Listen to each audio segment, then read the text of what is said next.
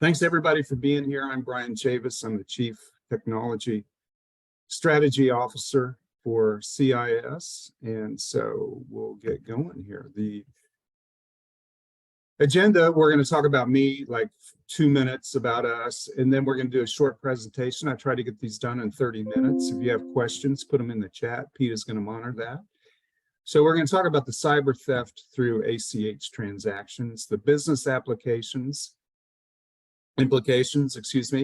and security assessments and what that's all about. And then we'll have time for questions. So I'm having a mouse difficulty. What's going on? Okay. So our motivation, we believe cybersecurity is a duty for all businesses. So, we do low-cost assessments. We get the information out, we message, we do all the things because we believe it's up to American businesses to protect themselves against foreign actors. We're actually certified. We're MSP Overwatch certified. So we've been in the culture of cybersecurity for a long time. So let me move on to the crime. I'm sure that's what you're here for. So the nature of the crime, what we're going to talk about, it's not data theft. And you hear a lot about people getting their information stolen. That's not what we're talking about today. We're talking about real money. So the other thing, this isn't ransomware. So everybody knows about ransomware. Somebody clicks on something stupid and all of your files are encrypted and you have to pay some criminal in Bitcoin. Those actually happen fairly quickly. It's easy to set up a ransomware business. It's about as easy as setting up a e-commerce site on Amazon. So a lot of people do that, a lot of criminals, a lot of foreign actors. And but that's not what we're talking about here today. This is a little different. It comes from modifying bank numbers and sending out ACH payments through their accounting system. In this case, they have a pretty robust server-based, even though it's in the cloud, it's a server-based accounting system, really called ERP. So vendor payments are either rerouted to the wrong account numbers or they're duplicated, and both were done in this case. So how the criminals work. So they break in and research for months, because once they hack through, they're not sure what they're going to find. It's not like ransomware. They're in looking around, trying to figure out what systems you have, what access people have, all those kinds of things. So in this case, we know that the hackers were in somewhere between like 10 months and 14 months, something like that, before they ever started stealing money.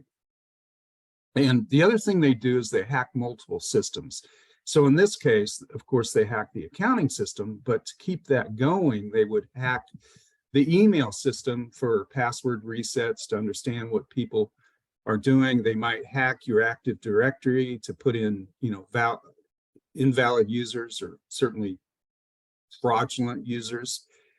They work through and try to get to most administrative rights they can, and this takes time. And so, like I said, it took 10 months at least before they started stealing. Also, they use the network as a base of operations, and what it means is there are likely multiple hackers in your system. So if you think about it, the skills to hack into a system are elite skills. No matter, you hear about the teenagers that think they can do it, but it's a real skill. So in a lot of cases, the people that hack sell their access. They're not the ones that ultimately steal, because they might not know accounting systems. Not know business systems. So what they do is they sell access to other criminal endeavors. So it's likely that you're hacked by one company, or if you call them one crook, and then they sell it to other crooks. So you could have multiple crooks in your network at the same time, all trying to do things differently. And you'll see that in this case, we found that they used the internal network as a base of crime. In other words, they had connections going out to other companies.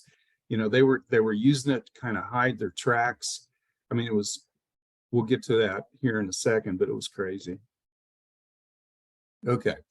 We have a question that came in here, Brian, and you let Sure. me know if you can answer it now or at the end. Yeah. We are looking to use ACH to reduce check fraud, which is becoming more prevalent for us and our clients. Do you feel this is a safer alternative? Yeah, there's nothing wrong with ACH payments as long as you have done the work that you need to do to be sure that you have zero trust, that people cannot get in to that information. And a lot of companies, it's, you know, people know each other's passwords, people leave and they're not deleted from the Active Directory, they still have rights. So, you know, if you have an active security program, ACH is fine, absolutely fine. So, and you'll see as I go through this that, you know, really there can be fraud on checks, there can be fraud on ACH, there can be fraud on anything. So you just have to have the controls in place. So the CEO, who you'll meet in a second in a video, he's a seasoned business guy. This wasn't his first business. He was very successful with other businesses. So intuitively, he felt that his business was growing and that but his cash didn't really match his profits. It was this sort of nagging thing that he had, kind of a gut reaction. So he asked his experts, and by that to investigate, and you know, they didn't come back with anything. So he had a CFO, a fractional CFO service with a consulting company, you know, which was, you know, supposed to be really expert. So he had them look into it and they didn't find anything. They found nothing wrong. He had his MSP, his IT company, look into it, and they came back and told him that he was absolutely safe. There was no way that he could be hacked. Then he worried about it enough to ask his cybersecurity insurance company. They came in and they said that they didn't find anything, which is typical because they don't want to pay premiums. They hope that it isn't the case. So, but then his controller got an odd message from a vendor. So a vendor had received an email asking for their ACH information. Well, this vendor doesn't accept ACH payments. They only accept credit card payments. So got an email back saying, hey, what's this all about? We don't do ACH. So when the controller got into it, she found that not only were payments going out to that company through credit card, but there was actually ACH payments going out as well. So they found duplicate payments. Now, not all of the payments going out were duplicates, but some of them were. So frustrated, he called us in. We were working on their accounting ERP system, doing the modifications, managing that for them. And so he asked us to come in knowing that we have a cybersecurity focus. So CIS was called in. So we found 8,000 vulnerabilities, and we use automated tools for this. It's really, really effective, and it doesn't take us very long. And so we've also found rogue servers and VPNs connections. So when we were monitoring what was going on inside the network, we saw that there were these servers, the virtual servers that were just popping up and connecting VPN outbound through the firewall to IP addresses that we had no idea, you know, what they were. And we didn't take the time to research it at that point. So we just shut it down. And so also they hacked through the camera systems. So this is a company that has a robust camera system. And so this company had obviously hacked the cameras and also attempted to hack into the camera provider.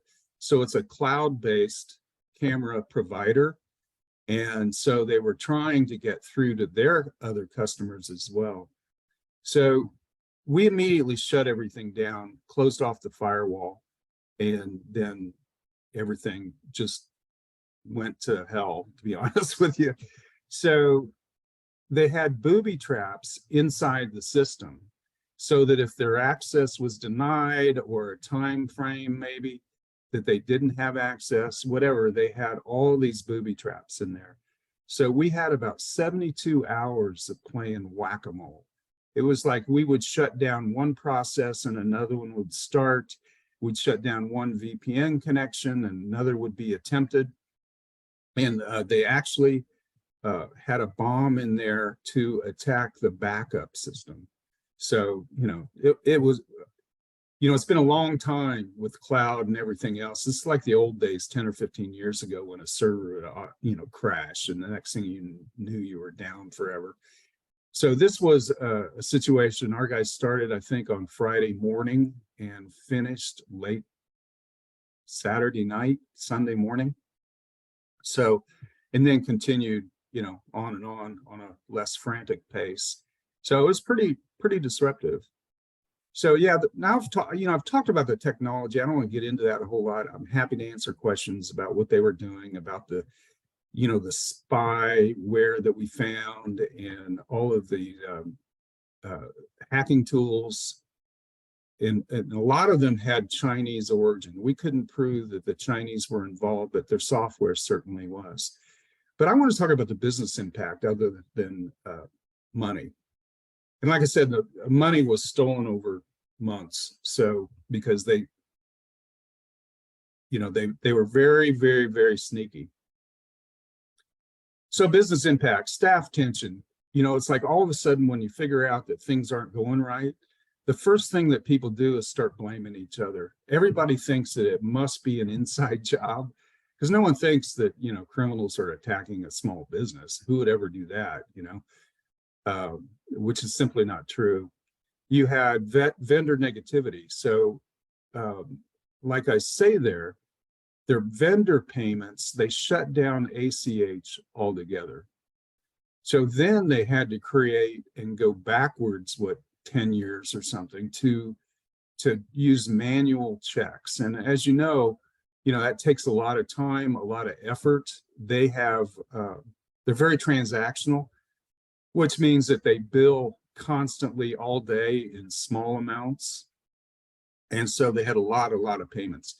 And so they had to really rebuild their check writing situation. And I think that they actually had to order checks. So complete revamp of processes, manual payables. And then, of course, we had to do the security training and procedures, which is disruptive. No one likes security. People were loose with their passwords. Some didn't have to change them. Some people knew other people's passwords. And so we had to go through and really change the way that they looked at how they did their business. So now I'm going to switch to the perspective of a client. I think this is pretty meaningful. You can talk to me, I'm on the outside, we're fixing it. It's not our company.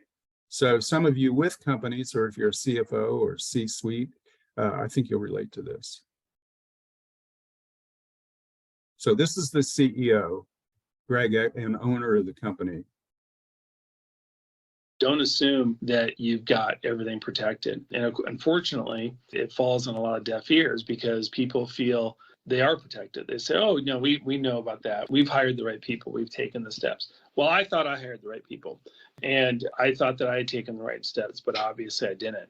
So I've been really advocating to my business owner friends that they engage an outside party that's reputable to do an audit. We really have to be vigilant in terms of security, both on a personal level and on a professional level. The biggest takeaway for me is just, it's amazing to me how prolific this is. We hear about it all the time. And like I said, we see these fraudulent emails, but it's really, people are literally sitting there in different office buildings around the world, constantly pinging us and trying to figure out how they can steal from us. And that was quite an eye-opener for me. Pretty powerful, right? He's a great guy. He's a very, very good business guy. He had a quote when we came and told him, kind of the amount of money he might have to spend to get everything, up to speed. His quote was, what I found out a long time ago, that most expensive thing I can do is hire a cheap lawyer So he sort of used that analogy in terms of our expertise, which was a nice thing to say. So I want to go kind of through the challenges that we were faced. So the attackers had access to initiate credit card and ACH payments. So that means this accounting system had Microsoft SQL backend, which is very, very common. And so they were able not only to go in through the interface of the accounting system by stealing credentials, but they could also change ACH payment numbers in the backend database, which is something that you really have to prevent. And it's an easy thing to prevent. Like I said, zero trust. You shouldn't have anybody in your organization, unless they're a programmer doing work and they need it, to be able to get in the back end of your database. The CFO failed to identify the bad actors when suspicion was first raised. Think about that. It's like, how do you know that you're being ripped off slowly over time? It can be really, really, really sneaky. The cyber insurance company never provided deeper forensic insight. So they came in and they looked, over the topology and what they were doing, but they didn't go in to look at the day-to-day systems, kind of how things were being processed, what checks and balances were in before the payments went out. So, the procedures weren't in place to routinely ensure staff followed security best practices. I mean, that's so important. Cybersecurity is boring, and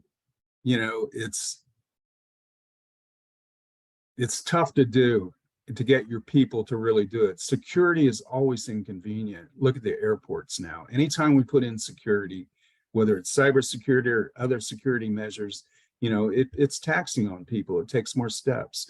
And also that multiple breach attempts occurred even after we discovered the fraud. So like I said, there could be multiple criminals all trying to do different things. And so another moral of this is that once you're breached, you get on some magic blacklist, and most companies that have been attacked once are attacked again very shortly after that.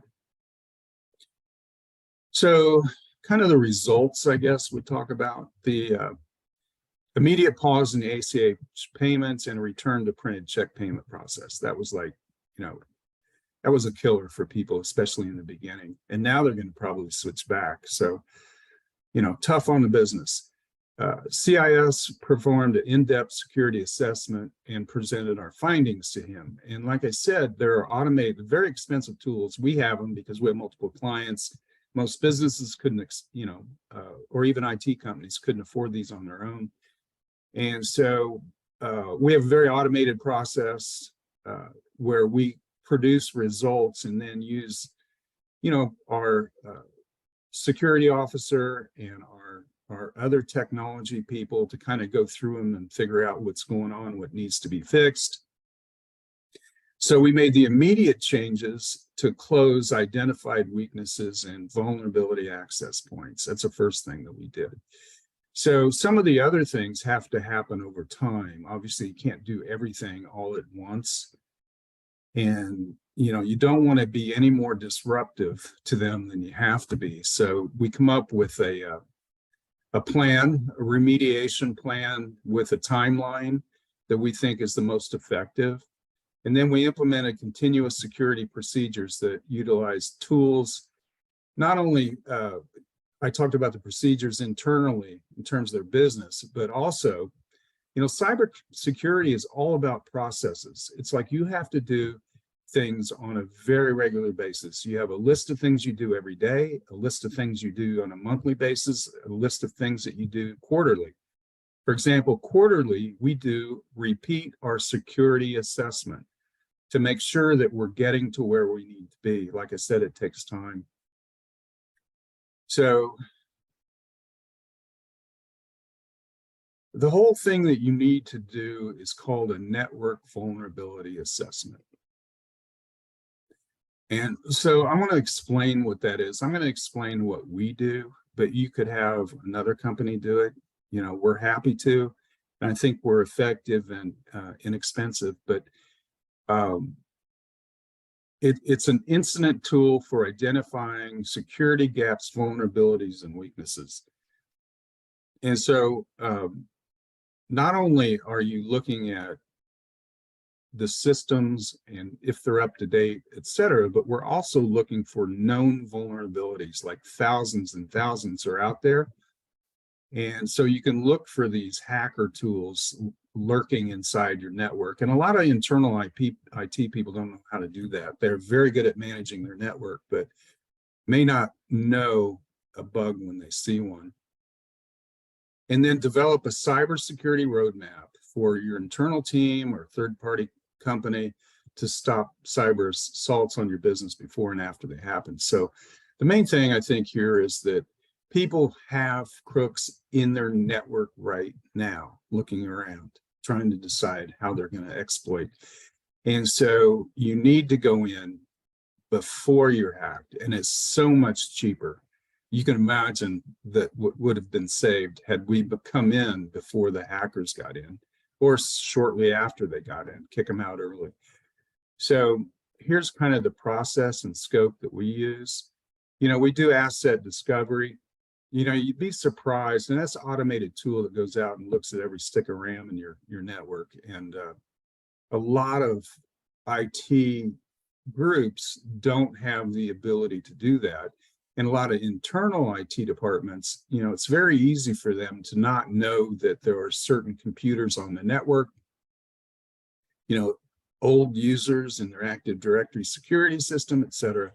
And then we do vulnerability scanning. We do analysis of the results. We do an executive report. This is really important because the results from a vulnerability scan are pages and pages and pages. So you need to have an executive reporting format that you can go in and speak to executives. And then, of course, we come up with a plan of action. And like I said, then we rinse and repeat on a quarterly basis. So here are the typical things that we find. Like I said, invalid asset inventory, old machines that people, you know, don't know are even still in the Active Directory. We go through published vulnerabilities. They're really good databases of those that are provided by all the government agencies and cybersecurity companies. Missing patches and updates, this is really important. Patching and updates is always on the back burner for IT groups, you know, and they say they're doing it, but, you know, you need to trust them, but verify. Insecure configurations, you know, with different servers and machines and firewalls. User and account access risks will be identified. Remote access risks. You know, everybody's in a hybrid work environment now, so you have a lot of remote access. You need to look at that. Endpoint protection gaps. You know, the old antivirus just isn't enough anymore. So you need more advanced software on your endpoints than you used to. So, you know, you need to find out where those gaps are. Network protection gaps, same thing. Firewalls up to date. The backup and recovery risk. This is probably the most important. It's like, if I go down, how long am I down and what's it take to get back up? And a lot of people don't actually go through that exercise. So, and then the last is cloud security misconfigurations. You know, Office 365 is awesome, you know, but, you know, that it's hackable. And so even in this case, you know, they had hacked their email, which is in the cloud. So you need to look at your cloud as well to see if you have things that are misconfigured there. So that's pretty much, I want to talk about generally the key takeaways is to be proactive. Criminals could be in your systems now. Like I say, trust but verify, have an outside company come in. Vulnerability assessments greatly reduce your risk. It's like, I don't know why all companies don't do it. I think that a lot of people think it's really expensive. And also they confuse a vulnerability assessment with a penetration test. Penetration tests are very expensive, and that's where you hire very expensive people to spend a whole lot of time trying to crack your network. Well, that's probably the top 1%. But if you don't do a vulnerability assessment, penetration test is going to be easy for somebody, right? So you shouldn't, it's a waste of money to do a penetration test, and they can be like $15,000, $20,000 unless you're really worried and you've already done the vulnerability assessment to clean up your network so that, they actually have to work to try to get in. Cybercrime is about money. I think there's more publicity about data breaches. You hear about those all the time. Target, just go through the companies where people, their personal identification is stolen. Small businesses don't have information that's critical, really. Some do, and you might in a credit card system have a whole lot of people in there, but those are generally well protected. So, cybercrime for small businesses is about stealing money. And again, small businesses think that, no one's going to come at me. I don't have enough money. I don't have enough information. Why would they want me? But the reason they want you is because you haven't taken the steps to be cyber secure. Bigger companies are doing that, and they've got the resources to do that. But a lot of small businesses don't do that. So they're really, really attractive to hackers, especially like companies that are sort of budget oriented. And I'm talking about nonprofits in particular, certain industries like construction. A lot of construction companies don't have a whole lot of cyber in place yet. They're constantly paying out payments, on a regular basis to subcontractors, et cetera. So, small businesses are very, very vulnerable. So those are my takeaways. And I don't know if anybody has any questions. We try to do this in 30 minutes. So, but feel free to ask questions. You can also, ask me about assessments. We'd love to help you out in that direction, whether it's us doing it or somebody else. So, Peter, anybody with any questions? No other questions came in. I do have a question, but I'm going to put your email in the chat just so everybody has it. And also I'm going to put yes, clearly I can't multitask. Come on, Peter. I'm going to get it together. We do have on the CIS website, there's an in-depth blog post that really goes into all this detail that Brian just covered, about what happened and the steps that CIS took to help, get everything back on track. The question. We also have another blog on cybersecurity attacks from, countries like Russia and China, which I think is interesting. And obviously we were leaning towards China because of what we found in this network, but that's another one to look at. I think a good reason to protect yourself is because those actors, bad actors, enemy actors are actively attacking American small businesses. Sorry, Peter, you have a question? No, I do, but let me go ahead and grab the URLs for both of those blogs, and I will put them in the chat. So the one you were talking about just now, Brian, was that Cyber War?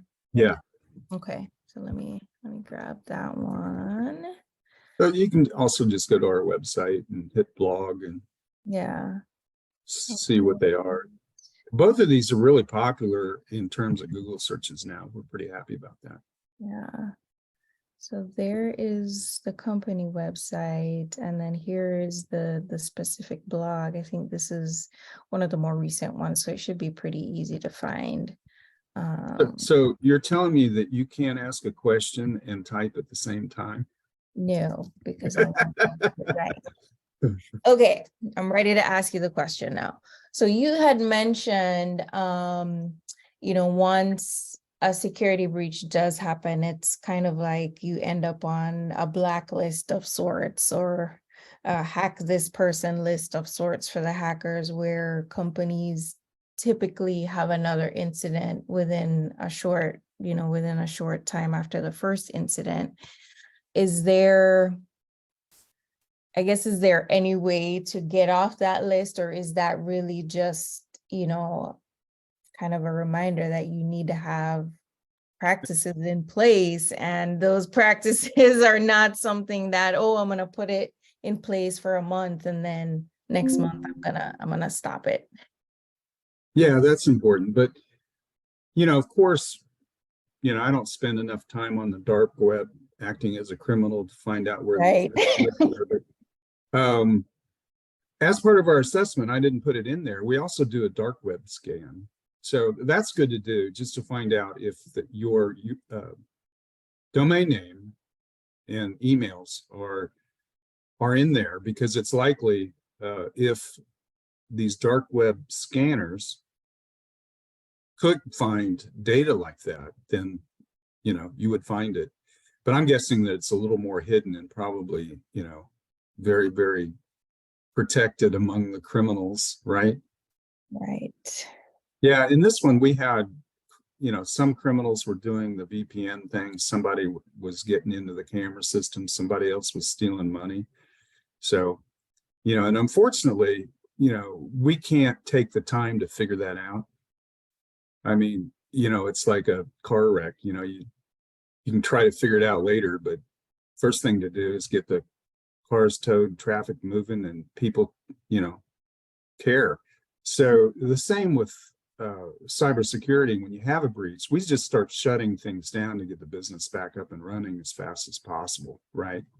Would our guys love to just watch and keep trying to figure it all out and looking up IP addresses and figuring out all that kind of stuff? They would love to do that, but Yeah. this doesn't work. Right. The priority is getting the victim back up and running. Yeah. So anyway, thanks everybody. I guess we have no more questions. If you have any questions, though, feel free to reach out to me in email. I'm not a salesperson, so it's not like I'm just gonna, bug you forever or anything like that. But if you want to have a conversation about this, and we've got resources like the blogs. We also have some other documents like, what to ask your IT. Three important questions to ask your IT people, because a lot of times executives don't really know what to say. The conversations with the tech people, can get dragged into jargon and etc. So they kind of stay away from that. So we've got basic questions you can ask. So we have a lot of resources. If you want more resources, let me know. Yep. Let me go ahead and stop the recording. But before I do, just look out for an email that will have a link to this recording. And like Brian said, you can reach out to him, respond to that email if you want to see anything else, or if you want to set up some time with him.